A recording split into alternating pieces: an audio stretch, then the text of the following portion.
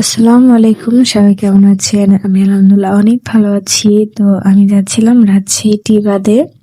টি বাদের কথা তো সবাই শুনছেন বা ভিডিওতে দেখছেন। তো আমার অনেক ইচ্ছা ছিল টি বাদে যাওয়ার। তো মুক্তমঞ্চে ফার্স্টে মুক্তমঞ্চে গেছিলাম, তারপরে দেখলাম যেখানে মেলা হচ্ছিল, মানে মেলাটা প্রায় শেষ। তবে কিছু দোকান আছে এই পাশে দেখলাম। তো আমি মুক্ত মঞ্চে ঘুরলাম, চারপাশে অনেক সুন্দর, মানে একদমই নিরিবিলি। আর এখানে কিন্তু বিকেল বেলা অনেক মানুষ হয়। তো আমি আসলাম একটু মেলা সাইডে, এখানে বেশ কিছু দোকান ছিল, আর এখান থেকে আমি কিছু জিনিস নিচ্ছিলাম, সবগুলা 30 টাকা পিস ছিল। আর এখান থেকে কিছু নেওয়ার পরে আমি আসলাম হচ্ছে চিংড়ি খাইতে। চিংড়ির বড়া আমার এটা অনেক ভাল লাগে, ফেভারিট একটা মাছ। আর চিংড়ি দেখলে তো আমি লোভ সামলাতে পারি না। আর যেটার জন্য মেনলি যাওয়া, মানে বোটে নৌকাতে উঠে আমি ওই পারে যাব, ওই পারে মানে একদম মিনি কক্সবাজার। আর এত সুন্দর জায়গা বলার বাইরে, আমি অনেক মিস করতেছি। ভিডিও দেখতেছি, আমার অনেক মনে পড়তেছে, আমি নেক্সট টাইম আবার যাব।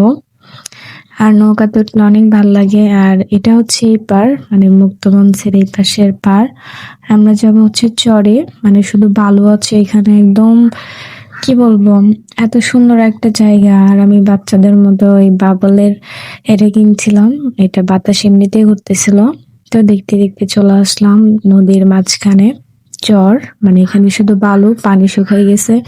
তো এখানে আপনাকে ছেড়ে দিবে, আপনি যতক্ষণ ইচ্ছা থাকতে পারবেন, বিকেল টাইমে গেলে সন্ধ্যা পর্যন্ত থাকতে পারবেন। আর এখানে ভিডিও করার জন্য, পিক ওঠার জন্য একদম মানে এত সুন্দর একটা জায়গা। আমি অনেক মিস করছি, যেহেতু আমার ট্রেনের সময় হয়ে যাচ্ছিল, তাই বেশিক্ষণ থাকি নাই, আবার ব্যাক করতেছি।